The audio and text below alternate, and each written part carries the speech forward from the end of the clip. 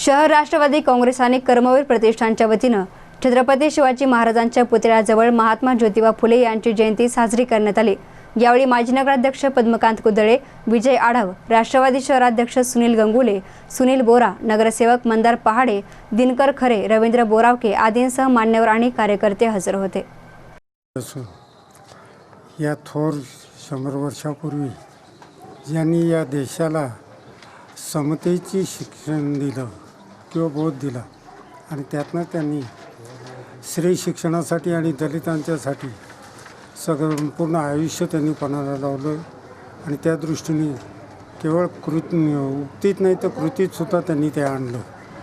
कुठल्याही सत्तेशी ती इंग्रजांची असो नाही तर स्वकीयांची असो त्यांच्याशी त्यांनी आपल्या विचारातनं एक वेगळ्या तऱ्हेचा असा संदेश दिला आणि त्या संदेशातनं त्यांनी समतायचं हे जे आजकाल आपल्या देशामध्ये जातीयतेचं विष पेरलं जातं तर त्याच्यावर सगळ्या धर्मांना एकत्र घेऊन सगळ्यांना उन्नती आणि त्यांच्या विकासाचं काम करायचं काम या महात्मा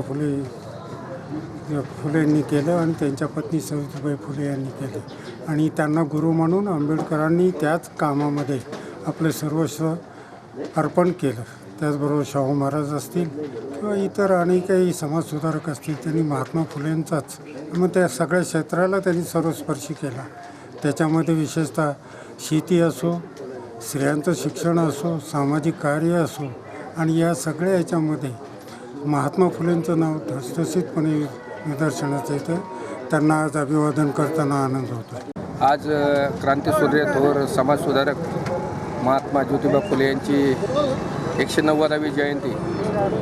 या जयंतीच्या निमित्ताने मी आपल्या सर्वांना शुभेच्छा देतो। महात्मा ज्योतिबा फुले यांचं जे कार्य आहे ते आपण शब्दात वर्णन करू शकत नाही। या समाजासाठी आणि शिक्षणासाठी त्यांनी जे कार्य त्या काळात करून ठेवले त्याच्यामुळे आपण सर्वजण आपलं या ठिकाणी शिक्षित झाल्याचं आपल्या सर्वांस दिसत आहोत। या निमित्ताने मी शंकरराव काळे विचार मंच, कर्मवीर प्रतिष्ठान, राष्ट्रवादी काँग्रेस पार्टी, आमचे युवा नेते आशुतोषदादा काळे साहेब यांच्या वतीने महात्मा ज्योतिबा फुले जयंतीच्या निमित्ताने आपल्या सर्वांना शुभेच्छा देतो व महात्मा ज्योतिबा फुले यांना विनम्र अभिवादन करतो।